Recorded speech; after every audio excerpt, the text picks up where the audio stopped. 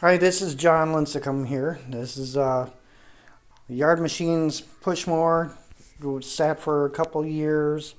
Got it going not that long ago, maybe a week or two ago. And a weed eater that has a 5 horsepower Briggs & Stratton. It's this one here, by the way, was a bagger only. It's pretty much only mulch because I don't have the bag for it. It was given to me from a friend who was moving. This one was the father-in-law of a guy I work for now. I weed eat for him. He's got a 34-acre hobby farm and pretty much 13 acres of manicured lawn. I weed eat about 16 hours a week during the summer there. Under electric fences, probably a good, 3/10 to half a mile somewhere in that area. And the father-in-law gave me this. It was up at that hobby farm. This is from another neighbor. These are all mulchers, by the way, and or baggers. And that's an old Toro there. That was given to me by a next-door neighbor across the street from me. And all three of these were given to me, and I'm going to sell them at a garage sale on April 30th. And then here is the McCulloch Man Cave. Here's my father's ProMax 700 chainsaw. Here's the helmet I was talking about, never been used, still in its plastic. It's got the screen on it. Sorry for the light. I'm using my cell phone. It's a Google Nexus 6. I'm on US Cellular's internet service, but you can see the plastic bag is still even here. There were some pictures of the helmet. So this is the original McCulloch bag. I think I put this on my head once just to see what it was like, but you can see it's pretty, there's some dead bugs or some dirt and dust in there, and that's all it's collected. Who knows from when this is from. It's got some French on it. I don't read French. If it was Spanish, I probably could. Can't tell the year, but of course it's plastic and lightweight, so it's probably from at least the 80s, if not newer. Here's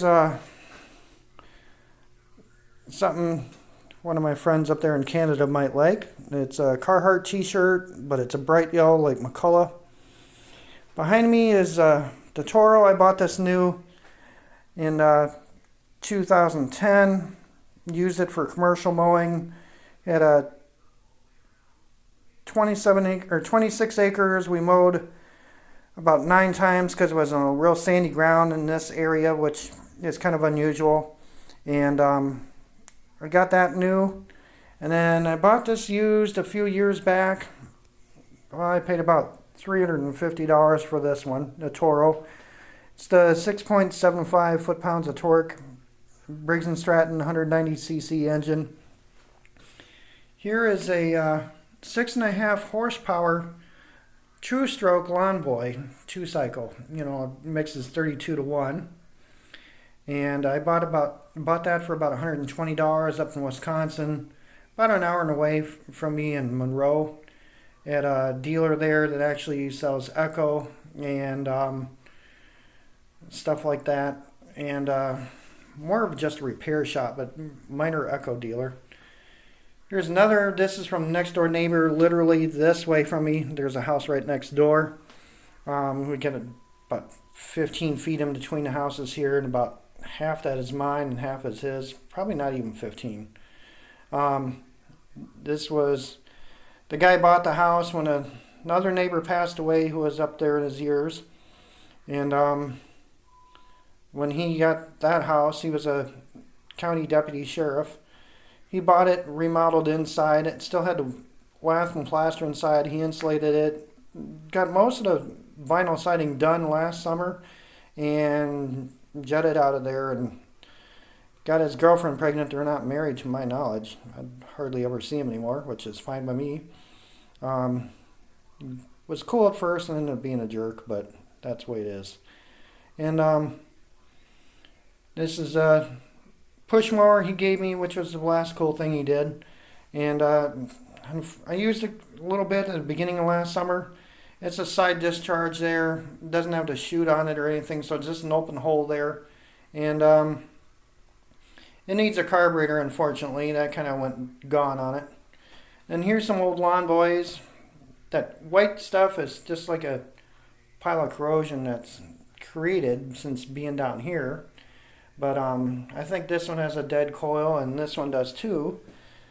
That one in front there, closer to the corner of the wall, that's one my father gave me as a Father's Day present back in like, I want to say like 2001 or so. And here's another one that he dug up.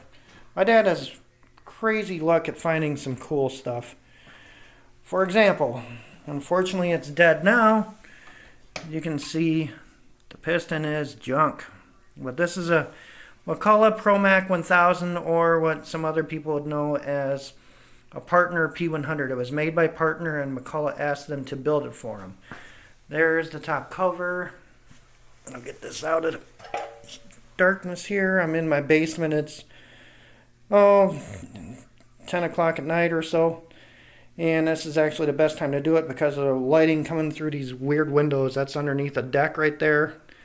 Here's one of my two furnaces right on the other side. That's the big ductwork there. Here's the intake coming from upstairs. And this is the ductwork. And straight back that way would be in the furnace. And besides that window, there's this one here. And that one there. Yes, I'm in my basement of my house. It's an unfinished basement. House built around 1925. Here's the, I call it box store junk McCulloch. MCC's 1635 AK. Nice running little saw. I got that and that ProMac 60 there that hopefully you can see somewhat. Again, we're kind of in a bad lighting situation here. I got the two of them together for $100. My father also has a ProMac 60. There's a badass steel 051. That needs a coil to get that to run. Other than that, it doesn't really have a lot of wear. You can kind of see the bar hiding behind my dad's ProMac 55. I got one in the shop, and I originally had a chain brake on my ProMac 55, not this one. This is one my dad found. But he had two 55s and a ProMac 710. We bought them in the early 80s at a department store in Dubuque, Iowa. And with the three of them, they ended up getting stolen, along with this saw, which my dad bought back when he found it at an auction. And maybe you guys can recognize this as